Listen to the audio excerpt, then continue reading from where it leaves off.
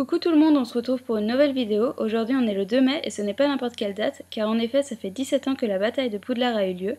On va donc s'intéresser à que sont devenus les personnages dans Harry Potter après cette fameuse bataille. On commence tout de suite par le fait que Harry et Ginny se sont mariés et ils ont eu 3 enfants, James Sirius, Albus Severus et Lily Luna. Ginny jouera pendant des années au Quidditch, chez les Harpies de Holyhead, et elle deviendra ensuite journaliste sportive pour la Gazette. Ron et Hermione se sont mariés et ont eu 2 enfants, Rose et Hugo. Vous remarquerez d'ailleurs que les initiales de Rose et Hugo sont les mêmes que celles de Ron et Hermione. George ne s'est jamais remis de la mort de son frère. J.K. Rowling a d'ailleurs aujourd'hui dit sur son Twitter qu'elle s'excusait de la mort de Fred, et elle a ensuite dit qu'elle s'excuserait à chaque anniversaire pour le décès d'un personnage, mais que pour elle, la mort de Fred est la pire, donc elle a commencé avec lui.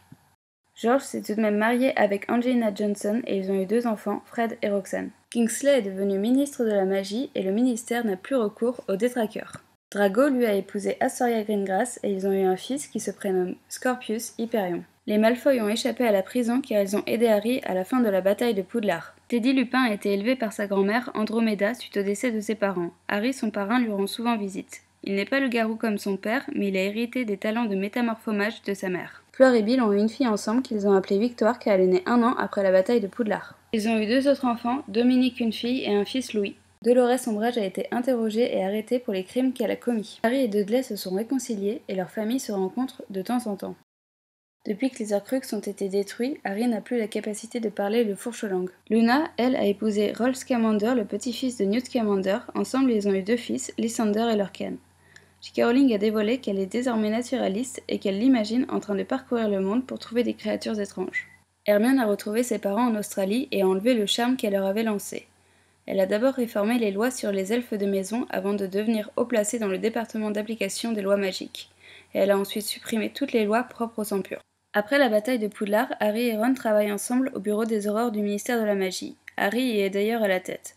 Ron travaillera ensuite avec George à la boutique des Weasley. À Poudlard, le poste de professeur de défense contre les forces du mal n'est plus maudit. Neville, lui, s'est marié avec Anna Abbott qui dirige maintenant le Chaudron Baveur. Il est devenu professeur de botanique à Poudlard, ses parents ne sont pas guéris et sont toujours à l'hôpital Sainte-Mangouste. Firenze est retourné vivre au sein de son troupeau après que ses congénères ont reconnu qu'il s'est conduit honorablement. La bague des Gaunes est d'ailleurs restée là où elle est tombée enfoncée dans le sol par un sabot de centaure au cours de l'assaut de Poudlard. Cho Chang s'est finalement marié avec un moldu.